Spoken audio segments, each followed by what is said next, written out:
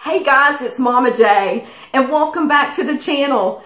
Today I thought it would be a great opportunity to introduce you to each one of my animals. Yes, every single animal in one video. Can you believe it? We're talking everything from fur babies to reptiles to fish to amphibians. There's a little bit of something for everybody.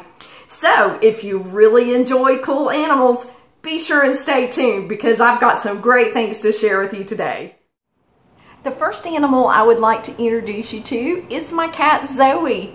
Now Zoe is a rescue cat for me. We actually got her from the Humane Society and she is just a great big old fat gray cat and she is going on about 14 years old now.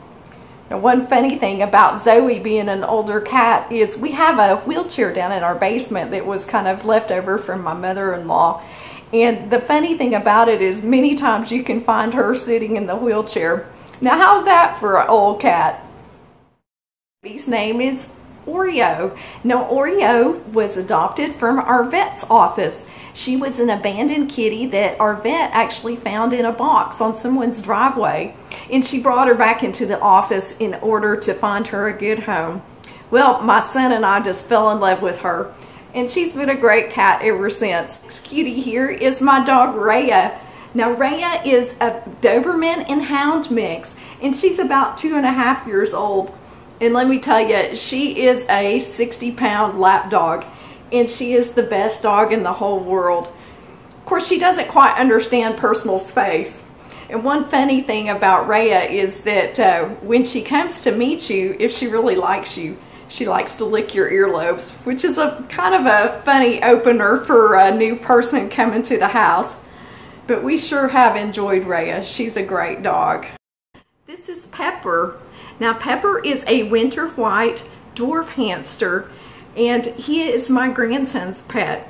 He's probably one of our newest additions and he is such a sweetheart. I just absolutely love that gray and white pattern that he had. And little black hamster eyes are just endearing to me. But he is a great little pet and I can't wait for my grandson to enjoy growing up with him.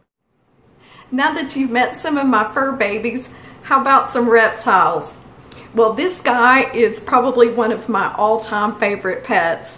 This is Chomper, and Chomper is my bearded dragon, and he is about 5.5 years old now. And I adopted Chomper from a college student that was no longer able to care for him.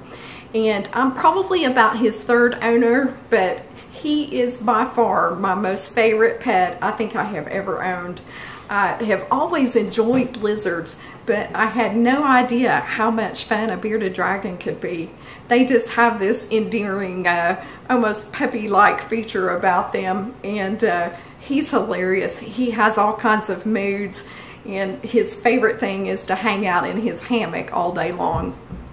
So Chomper has just been a great pet and a great joy for me to have. Now I'd like for you to meet my second bearded dragon. This is Littlefoot.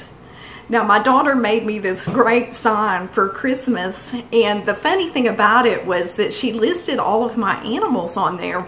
Well, when she did, she listed it all in plural form, so I was teasing her and said, okay, well now I have to get multiples of those animals. But no, I just absolutely fell in love with bearded dragons after I got Chomper. And so I really wanted the opportunity to raise a bearded dragon from a juvenile. And so I was able to find Littlefoot in a local pet store. And I thought he was just absolutely beautiful. He's almost about a year old now. And another feature that I really liked a lot about Littlefoot is you notice that he has the solid black eyes. Now that's something that I just think looked so pretty with his coloration. But Chomper and Littlefoot, if you can tell, I'm a great fan of the Land Before Time movie. Now here is a little lizard that you may not have seen before. This is Cheerio, and Cheerio is a step runner lizard. Now they're not as common as you would think in the pet trade, but I am starting to see them more and more at reptile shows. Now, if you're interested in a great small lizard with a very sweet temperament, steppe runners are definitely a lizard that you might enjoy. One thing that's characteristic about them is that they have these little circle patterns on their back. And another thing that you will see is they have these big jowls at the base of their neck. Now, a steppe runner lizard's care is very much like a bearded dragon. And if you're interested in a very sweet tempered lizard that doesn't require a whole lot of space, a steppe runner lizard might be just the right lizard you might enjoy. This next animal I have for you is Sophie. Now, Sophie is my leopard gecko, and she's what I call my princess of the room. She really loves her waxworm treats.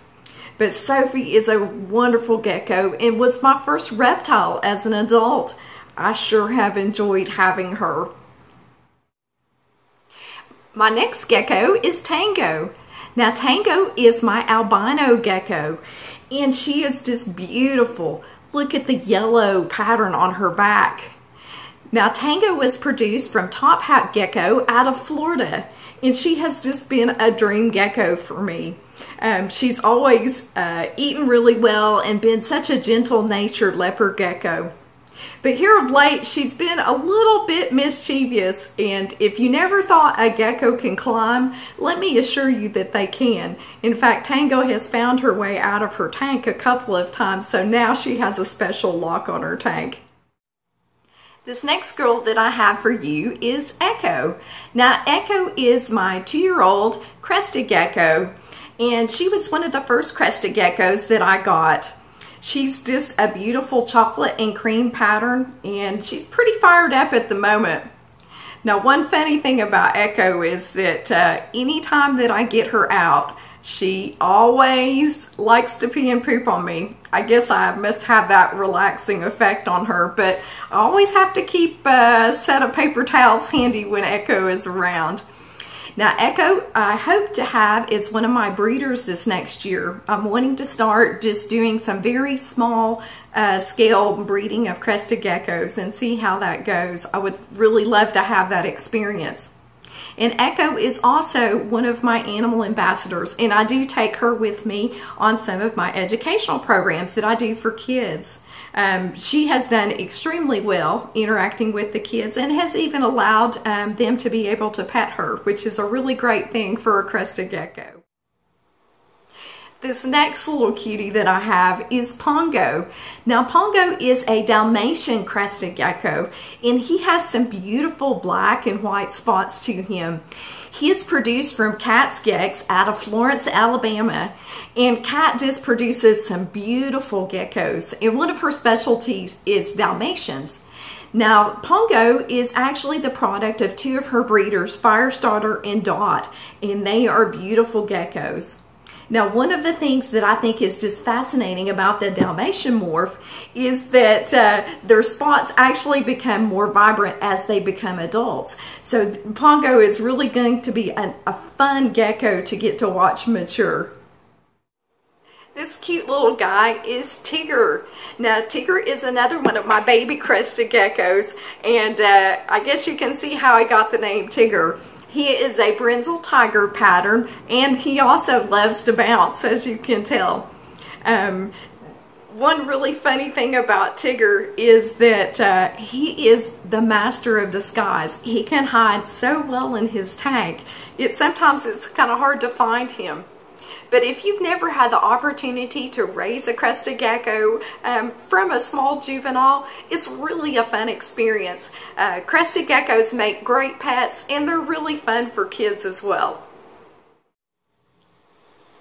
Now, this gorgeous guy that I have for you is Milo. Now, Milo is a tricolor Crested Gecko, and he was produced from Gecko Junkie out of Knoxville, Tennessee. Now, I've gone to a number of Repticons and seen Tristan and his geckos there, and I have always admired his geckos. He has beautiful morphs available, but this was really the first time I had seen a tricolor gecko at the show. And when I saw Milo, I literally stopped in my tracks. I thought, this is the most amazing, distinct color pattern I think I've seen before. And he had some gorgeous crest on him, and the pinstriping was also very beautiful. Now when Milo fires up, he becomes an even more distinct color of this very dark brown, and you can see the creams and a little bit of oranges come out, but just an incredible gecko. This next guy I want to introduce to you is Panama Jack. Now Jack is my Jackson Chameleon, and I actually found him at a local pet store here in town. Now Jack is a bit of a rescue story for me, and I'm working on a video about him that goes in depth into his story a lot more, but just kind of as an overview, I found this guy locally. He had some special tail issues, and he ended up needing a partial tail amputation. The management with the pet store was wonderful with me, and we went to my exotic vet. Their corporate office paid for all of his vet visits, and then I was able to take Jack home shortly afterwards. Well, Jack has just been an amazing chameleon, and I'm very lucky because he is very personable and he tolerates holding very well. In fact, Jack has gone to some of my animal shows, and I hope to be taking him to one of the next 2 shows that I'm doing in the next couple of weeks. But these guys are absolutely amazing. This next girl is Skyland. Now Skyland is a Gargoyle Gecko, and I have 2 Gargoyle Geckos. She is produced from Phantom Gecko out of Chattanooga, Tennessee, and let me tell you, she is an amazing gecko. Now she is a white and yellow reticulated gecko, but as you can tell right now, she's extremely fired up. And one thing that is really unique about Skyland is that when she's fired up or fired down, she really looks like a totally different gecko. Another interesting fact about Skyland is that she has a chance of becoming phantom-eyed. Now, phantom-eyed Gargoyle Gecko is one that has a solid black eye to it, and it's something that develops over time, so we'll have to wait a little while before we know for sure if she has the genetics for that or not. But that's going to be a super fun thing to get to see if it develops. This next little chunky monkey is Snickers. Now Snickers is a red striped Gargoyle Gecko, and he's produced by Chris Jones out of New Creatures. Now I got Snickers when he was about 4 grams, and of course you can tell that he's grown quite a bit now, and it's up to about 26 grams I believe. I'm hoping to be able to pair Skyland and Snickers together this next year. And I think that that will be a really exciting project to get to do. Now, one thing that is very unique about these Gargoyle Geckos, if you're not familiar with them, is that they have these little horns on top of their head. That's actually how they get their name. And these guys are amazing. They have a very laid-back personality, and their care is exactly like a Crested Gecko. So if you're looking for a little something different to add to your reptile room, a Gargoyle Gecko is definitely a great pet to have. Now I know a question you may be thinking is, what about your betta fish? Yes, I still have 7 betta fish. Currently right now I have Spongy, who is my grandson's betta fish. I have Freedom, who I've had for several years now. I have Finley, who is one of my rescue betta fish. Butterscotch is a beautiful white and yellow half moon. I have Titan, who's also a gorgeous half moon, kind of with his red, white, and blue. Phil, who has been a beautiful marble betta fish for me. And Wave, who is a beautiful red veiltail fish. Now, I'll try to include some video clips of the fish on my next room tour video. This cute little guy is Spyro. Now Spyro is a red-eyed crocodile skink, and he was born on January the 1st this past year, and I got him from a breeder called Curious Creatures out of Chicago, Illinois. He is a captive bred red-eyed crocodile skink, and as you can tell, his head has still not turned totally black yet, and he will be still developing those red eye rings. Those are something that I really look forward to seeing in the coming months. Now, a red-eyed crocodile skink is a very shy species. They're much more of an observational animal. They are crepuscular, and they will come out kind of at dusk and dawn to be able to hunt their food. But other than that, you will see them hiding a good part of the day. But overall, these guys are an amazing animal. These next set of animals are amphibians. I have 3 frogs and an axolotl. The first frog that I wanted to tell you about is Bob. Now, Bob is my tomato frog. So if you're familiar with VeggieTales, Bob the tomato, I thought that was really a cute thing. Now, Bob is a great frog. These frogs come from Madagascar. And one thing that is really funny about Bob is that he's kind of an escape artist. I don't know how many times that I have come through the room and all of a sudden Bob is in the middle of the floor. And one day we were eating dinner and we saw something hopping down the stairs, and guess what? There was Bob off to look at me again. But since then, he has been upgraded into an Exotero tank with a very good lock. So Bob's staying put for now on, but he is a wonderful frog. The next frog I wanted to tell you about is Pixel. Now, Pixel is my green Pac-Man frog, and I got him at a reptile expo. I've had him, let's see, I guess probably a year and a half or more now. And Pixel's doing great. He's like a trash compactor. He absolutely eats anything in sight. And I love these Pac-Man frogs. To watch them eat is just incredible. They open this big mouth and just chomp it down. But I love the Pac-Man frogs. My second Pac-Man frog, I actually acquired kind of as a surprise one day.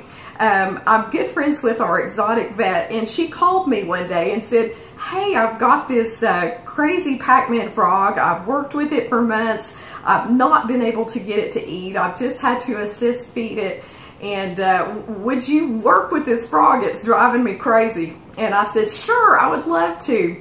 So she brought me this little tiny kind of strawberry albino Pac-Man frog, and he was the cutest. In fact, she had named him Oscar the Grouch because of his kind of stubborn personality, and I just loved that. So I sent Oscar up a little tank and made him some little hides, and I called that his trash can because that's where he liked to sit. But over the course of a couple of weeks, I started working with Oscar and continued to assist feed him and try some different techniques. And eventually I got him eating on his own. Now he's gone from this little tiny frog to now I'm wondering if Oscar's a girl because it's absolutely huge. But he's been a great frog and I've totally enjoyed him. Now the last amphibian that I have is Coda. Now Coda is my axolotl, or sometimes you will hear them called a Mexican salamander. Now these guys are incredible because they stay in a juvenile state their whole life. If an arm or a leg or a gill or anything like that happens to be damaged, they actually can fully regrow that part of their body. Now I think that that's just an amazing feature that they have about them. They are totally aquatic, and she eats earthworms. She's about 2.5 years old, but has done great and has really been a fun animal to have in the reptile room. Now we're on to some snakes. I would like for you to meet Bear. This is my Kenyan sand boa, and Bear was named after Coach Paul Bear Bryant from the Alabama Crimson Tide, one of the most winning football coaches of all time, though I think Nick Saban may give him a run for his money. Now I love these little Kenyan sand boas. They don't grow to be very big, only about 20 inches for a female, and males stay considerably smaller than that. Bear is about a year old now, and as you can tell, he's still not very big. A lot of people call them a little sausage noodle. I call him my glorified worm with a cow pattern. But Bear is a great snake. I have thoroughly enjoyed having him.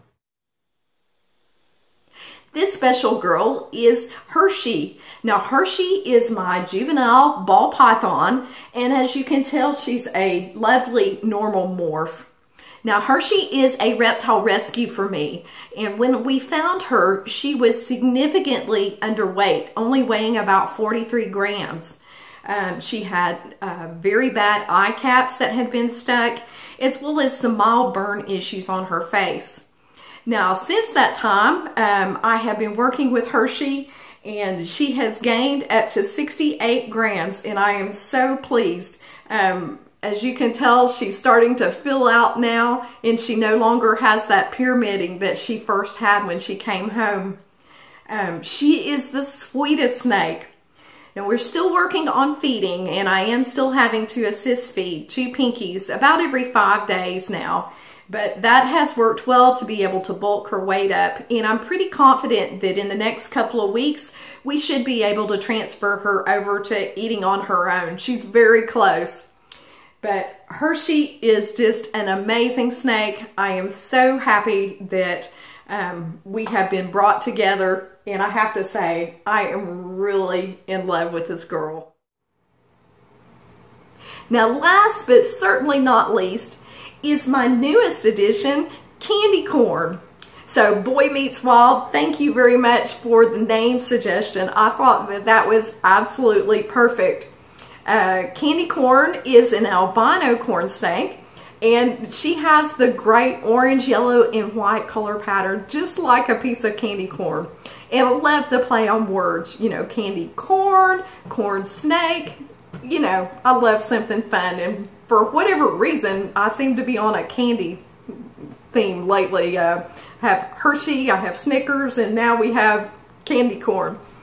But I have greatly enjoyed having this girl, and look forward to many years to come with her in the reptile room. Congratulations, you guys made it. Hey, if you've made it to this point in the video, thank you so much. I am so excited that you've joined me, getting to see each one of the animals in the room, and I hope that you've enjoyed it.